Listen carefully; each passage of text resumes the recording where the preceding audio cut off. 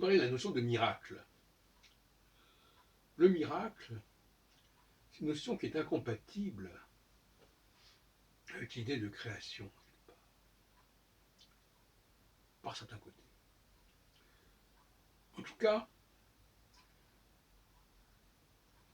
faire des miracles, c'est faire un pied de nez en quelque sorte à la science, à la nature. Et on ne peut pas concevoir que le Dieu qui fait des miracles, qui fait faire des miracles, soit le même Dieu qui ait constitué la création. D'où l'opposition entre ce Dieu qui a créé le monde,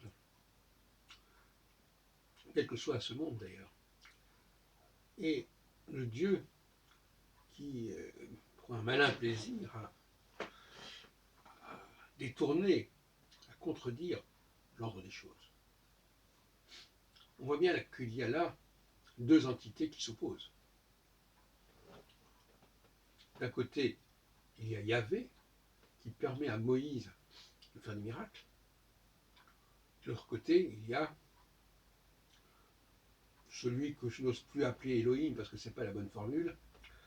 Il y a le créateur, entre guillemets, qui lui n'a certainement pas envie de faire des miracles.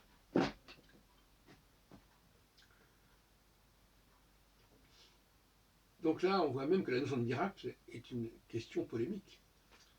Et qu'on ne peut pas continuer à dire indéfiniment que c'est le même personnage qui fait ceci, qui fait cela, que c'est le même Dieu qui est au commencement des temps et puis qui va produire la sortie d'Égypte, etc. Tout ça, ça ne tient pas debout. Ça n'a pas de sens. Je voudrais insister sur un autre point qui me paraît important. D'abord, c'est le fait qu'on aurait bien tort de ne pas s'intéresser au spiritisme.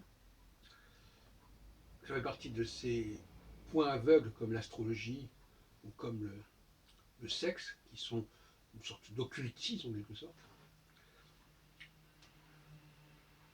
On ne peut pas comprendre le personnage de Yahvé lui-même si on ne le situe pas comme appartenant au départ à un ensemble très vaste d'esprits. Et d'ailleurs, Yahvé n'intervient pas directement dans le monde en quelque sorte. Il le fait par l'intermédiaire d'hommes, de Moïse, éventuellement de prophètes. Si on lit attentivement ce qui est écrit dans la Bible, il n'est pas dit que c'est Yahvé qui a fait sortir le peuple d'Égypte, le peuple hébreu. Il est venu à son secours. Ce n'est pas la même chose du tout. Il est venu à son secours et il a trouvé en Moïse l'instrument de son intervention. Et d'ailleurs, quand on lit les propos de Yahvé à Moïse, on se demande même si s'il est hébreu, mais de toute façon, ce n'est pas le problème à la limite.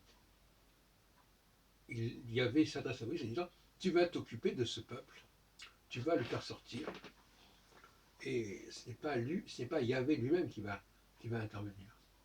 Il va donner effectivement à Moïse quelques pouvoirs pour le faire, mais il n'interviendra pas directement. Alors que Jésus, lui, il fait lui-même les miracles. Donc, il ne correspond pas à cette dialectique de Yahvé-Moïse. Et c'est ce qui d'ailleurs fait problème, en fait, quelque part. Il n'est pas concevable qu'un homme soit Dieu. Mais il est possible qu'un Dieu agisse à travers les hommes. C'est toute la fonction des prophètes, d'ailleurs. Mon prophète signifie littéralement celui qui est l'instrument de Dieu. Et ça veut dire que Dieu ne peut pas agir par lui-même directement. Il a besoin d'un instrument, il a besoin d'un médium, dans tous les sens du terme. Donc là encore, nous voyons que la nature de Dieu, de Yahvé, n'est pas une nature terrestre, une nature matérielle.